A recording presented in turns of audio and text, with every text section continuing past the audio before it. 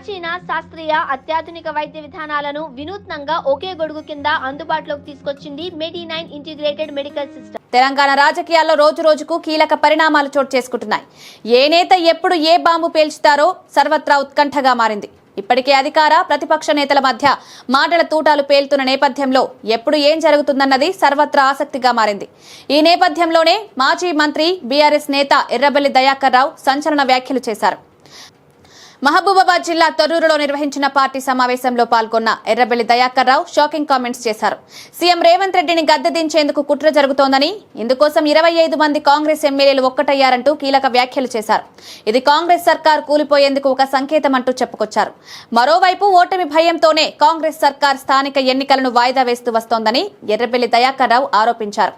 CM Revanth Reddy చెప్పే మాటలకు చేసే పనులకు ఏమాత్రం సంబంధం లేదని దుయ్యబట్టారు. కాంగ్రెస్ అగ్రనేత రాహుల్ గాంధీ కూడా అపాయింట్మెంట్ ఇచ్చే పరిస్థితి లేదంటూ ఆరోపించారు.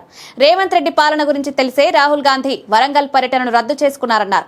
కాంగ్రెస్ పార్టీ అంటేనే అబద్దాలమయమని విమర్శించిన దయాకర్ రావు స్థానిక ఎన్నికల్లో కాంగ్రెస్ పార్టీకి బుద్ధి చెప్పేందుకు తెలంగాణ ప్రజలు సిద్ధంగా ఉన్నారన్నారు. మాజీ సీఎం కేసీఆర్ ను ఓడించి తప్పు చేశామనే భావనలో తెలంగాణ ప్రజలున్నారని, ఇప్పటికిప్పుడు ఎన్నికలు జరిగినా బీఆర్ఎస్ పార్టీ 100 సీట్లు గెలుస్తుందంటూ ధీమా వ్యక్తం చేశారు.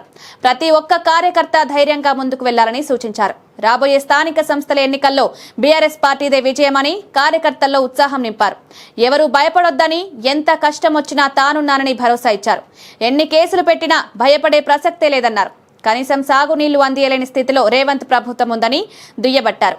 కర్కాల బ్రిడ్జి ఎందుకు ఆగిపోయిందని ప్రభుత్వాన్ని ప్రశ్నించారు. తొర్రూరులో 100 పడకల ఆసుపత్రి ఎటుపోయిందని నిలదీశారు. కేసీఆర్ కిట్, న్యూట్రిషన్ కిట్ ఎటుపోయాయని అడిగారు. మోసపూరిత హామీలతో అధికారంలోకి వచ్చిన కాంగ్రెస్ సర్కార్ ఇప్పటికీ అబద్దాలతోనే కాలం వెళ్లదీస్తుందని ఎర్రబెల్లి దుయ్యబట్టారు.